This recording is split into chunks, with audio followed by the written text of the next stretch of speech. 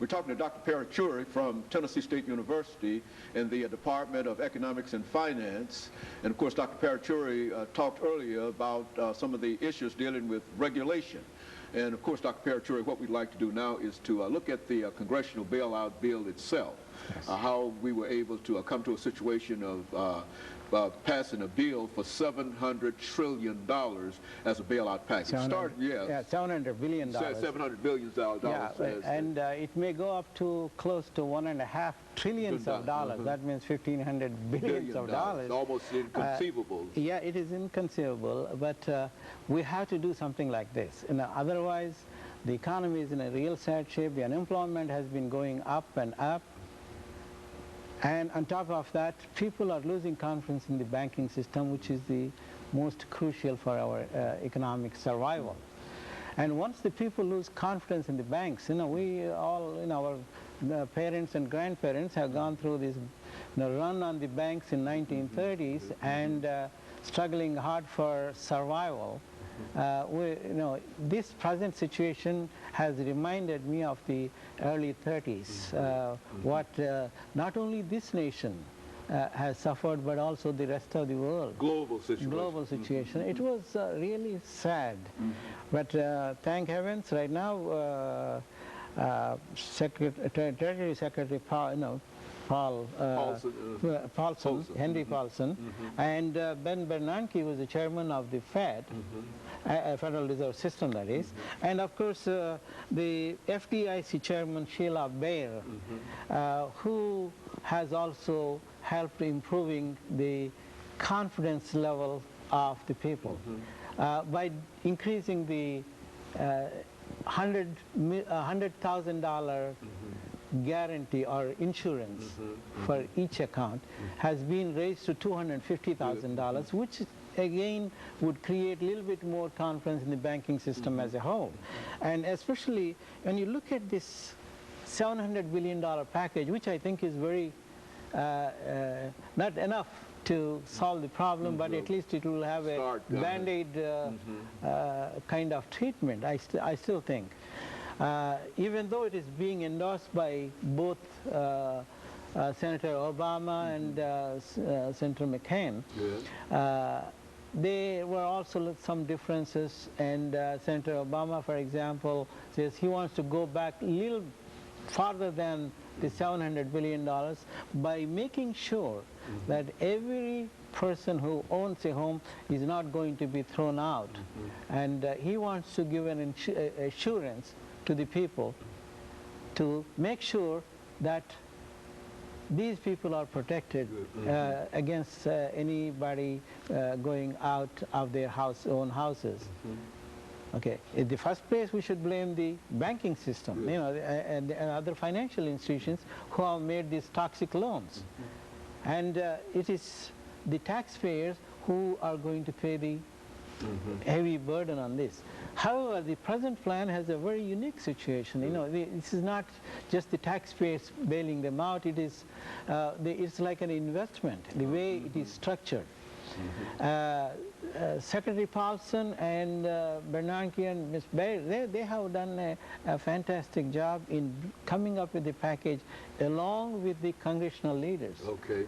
And this is more important. It has to get their approval first, and then, and they were able to convince them, and this is really very, very good. Again, like I said, the package may be increased to up to $1.5 trillion of dollars. That's my estimate. So you don't believe that what has happened now is really, there's really enough money in here to do what they would like to do on this first go around? Yeah, they would like to do a lot more, but yes, but first round it's all right. Now, in the same context, the Congress, Ms. Pelosi, who is the leader of the Democratic Party, who has come up with the idea of putting another $300 billion as another relief package for you and I. That's outside of the... outside of the $700 billion. Now, out of the $700 billion, $250 billion is going to be allotted mainly to improve the confidence of the banking system. What the Secretary Paulson and the chairman of the Fed, Bernanke and Baer, what they have said, they brought all these bankers, 9 bankers, in alphabetical order, told them to come into the place, into the conference room, and they passed a sheet of paper saying everybody should sign this. In that agreement, what they said was, make sure that you are going to let the government put some money in there in exchange for preferred shares in your companies. Even though a couple of banks do not need that, still they insisted that they also take it so that they don't come around with a begging bowl again later on.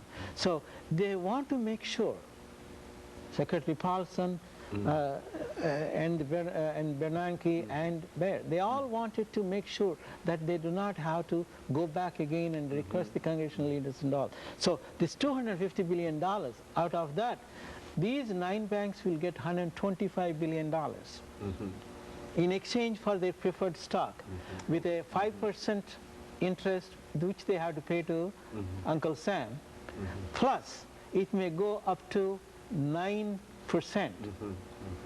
And so this is sort of viewed as a method of saving the taxpayers and making sure that the taxpayers have an opportunity to get something back from this. Yes. But now, Dr. Paruchuri, when you think in terms of these 9 banks, and you remember that in a real sense, it was the banking situation that was the most critical in terms of this whole situation. What can convince us that these banks are willing to turn that money over? Because there's a tendency on the part of banks to sort of hold money. You're absolutely correct. I had the same doubts because when a small businessman goes to the bank and say that he needs a short-term loan, they are not getting it. And this present process, it will take time.